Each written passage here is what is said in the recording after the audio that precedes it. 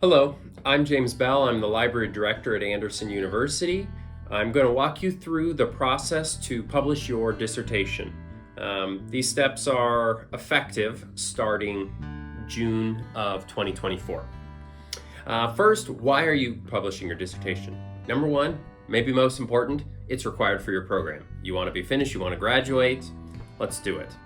Second, let's make it discoverable for the world. You spent a lot of time researching a brand new idea. Let's let the rest of the world learn what you've learned, so future scholars can build upon your research just like you built upon the research of others.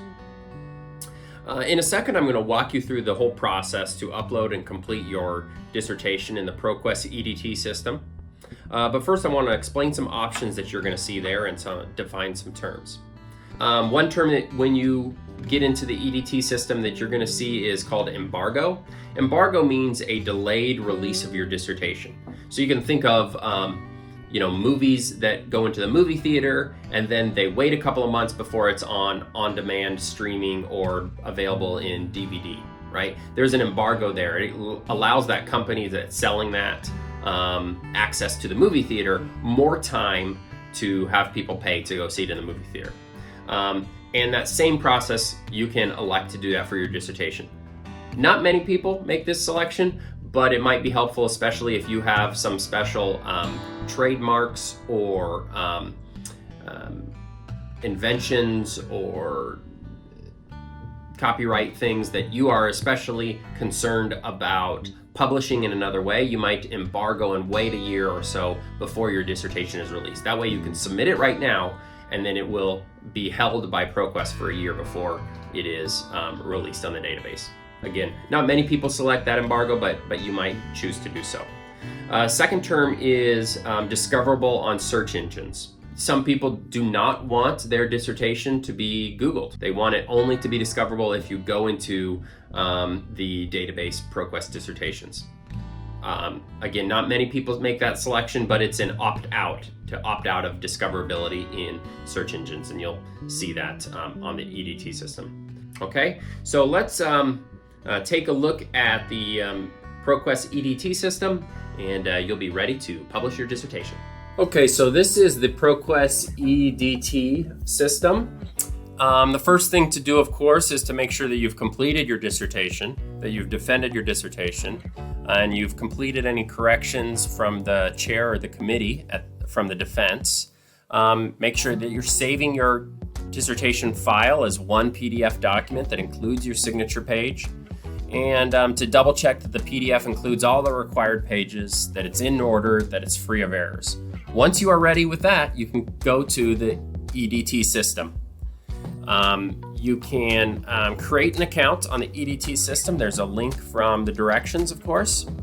And once you're there, you're going to click to submit your EDT. I'm going to click continue because I already have this set up a little bit, but it's a submit my EDT. The first option is the two publishing options. First is a basic submission. This costs $0. This adds your dissertation to the ProQuest database. AU researchers will get access to your full text of your dissertation, so future colleagues, or rather future students in your same program. And then researchers with a personal or institutional access to ProQuest database will also get access. Right now, AU does not subscribe to the full text of this database, so we don't get access to all of the dissertations published at other institutions. But maybe you move on to another institution, you work at another university, they might subscribe to it, and you'll get access to your own dissertation and thousands of others that are published around the world. The second option is to make your dissertation open access. So this costs $95, and it's a one-time fee for lifetime open access hosting. It will still be hosted on ProQuest, but any scholar, regardless of their institutional access, will be able to access your dissertation. That means if you do not work at a university or a business that has access, that you'll still be able to copy the link and email it to your friends, supporters, and maybe future potential employers for them to read your dissertation even if they don't have access to a ProQuest database. I like to recommend the open access. I think it's the way of the future, but I do recognize that it is a one-time fee as opposed to the other option. So you choose which one you like, click one or click the other, and I'm going to click one and I'm going to continue. It's going to give you some fine print. I encourage you to read all of that, and then you say accept and move on. You're going to put in your contact information. Of course, you're going to put in your first and last name. This is the institutional student ID. We're asking for your AU student ID number. It's a 7-digit number. And that really, it just helps us to identify you in future years. If there's 2 John Smiths, then we can figure out which John Smith that this dissertation belonged to based on that institutional ID. Your permanent email address, this is one that I would not recommend using your Anderson email address, something else that you're going to have longer term. Your mailing address, and then there's an option here for future services. If they want to sell you something, you can say yes or no. Contact information, your mailing address, your institutional student ID, those will not be published by ProQuest. Those are for me as the university administrator of the publishing process to contact you if needed, or for the things that are going to be mailed to you, like a copyright registration or your printed bound copy of your dissertation that would be mailed to you. It's a permanent address that they're going to keep behind the scenes. It will not be published by ProQuest. This is where you put in your dissertation or thesis details. Of course, your language is English. You put in the title of the dissertation, just like it appears on your title page. You're going to put in the abstract, just like it appears on your abstract in your dissertation. You can copy and paste that in there, make sure it all pastes correctly.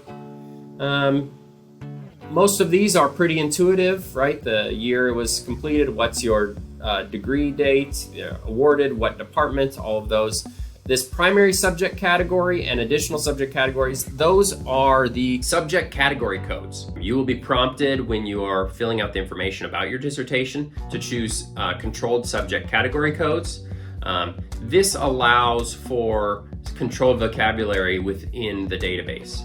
For instance, a lot of business dissertations are related to topics like accounting or accountants or accounts receivable or accounts payable.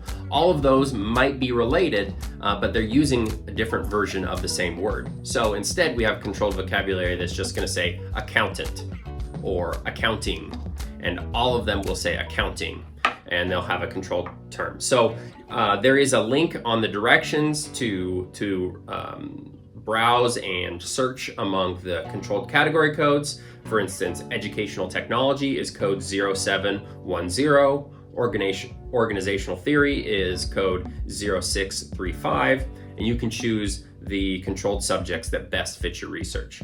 It's all alphabetical, so it's a little bit harder to search here than using the PDF that's linked in the directions, so I might make note of that ahead of time. Keywords, you can put in your own keywords. This is where you can type in your own ideas, that it doesn't have to be controlled like the ones above the category codes. You want to put in your advisor and committee members listed here, first and last name, initial if you like. You don't need to include a prefix like doctor or a degrees like PhD or DBA, just the first and last name and middle initial. And you'll click Save and Continue. PDF, this is where you're loading your actual dissertation. You load the file. It's going to ask you, do you have copyright permission documents to submit as well? This would be in the case of you're including copyrighted things from others. If so, you would want to upload those documents. For instance, if your dissertation includes copyrighted information from someone else, then you would include that information. Supplemental files that you can include. This might be like a presentation related to your dissertation. Not a lot of people upload supplemental files, but you can if you like. Notes. The notes is to me as the administrator. This is just articulating some things or some questions you might have. This is not something that will be published on ProQuest. The option now to register for copyright. You can read more about registering or not, the benefits. Do keep in mind that because you did this original research, you do own the copyright for your dissertation already. This registration option, which costs $75, has ProQuest submit registration on your behalf. Again, you already have copyright for your work, and you can register your work yourself with the Copyright Office, but ProQuest will do that on your behalf for $75. Why would you want to register your copyright? It really depends on if you think that you might run into some litigation in the future related to your copyright work. Basically, if you think that someone might try to take your copyrighted work and make money off of it without your permission. Of course, at that time, you would still own the copyright even if you didn't register it, but it changes the way that you can file a suit for direct damages or punitive damages. You can read more about copyright basics and copyright registration from the handouts, the publishing document that is shared through your DBA program. You get to choose if it has already been copyright filed before, yes or no, and do you want ProQuest to do it, yes or no, and then you say continue. This gives you the option to order some printed copies, right? And it shows you a hardcover versus a soft cover and the different pricing structures depending on the number of volumes that you order. A bound copy looks something like this. It's in a hardcover black binding. It'll have gold print on the side. This is something that you will pay for one hardcover copy to be sent to the library. We will keep this in our collection to share with future scholars, and you will have the option to pay for additional copies to be sent directly to you. They will be printed and bound by ProQuest and sent directly to you if you select that option. Those are about $50 a copy. It kind of depends on the options and how many. It has variable pricing, but it's around $50 a copy. So you can make that selection for yourself. And then the final thing is to submit it. Of course, mine doesn't want me to submit it because I haven't actually filled out that information as I walk past, but you can make sure you complete all those different steps, click submit. It'll tell you your order summary. Again, you can go as little as $0 there for the basic submission and not copyright registration, or you would add $95 for open access, add $75 for copyright registration, and then you will be required to add about $48 for the first bound copy, and then additional $50 or so for any personal copies. Of course, it's not showing me here what fees are applicable, what you'll have to pay for with a credit or a debit card online, and the billing information as well. So some of that is not showing because I was just doing a sort of a demo here, but all that's, I hope, pretty intuitive to you.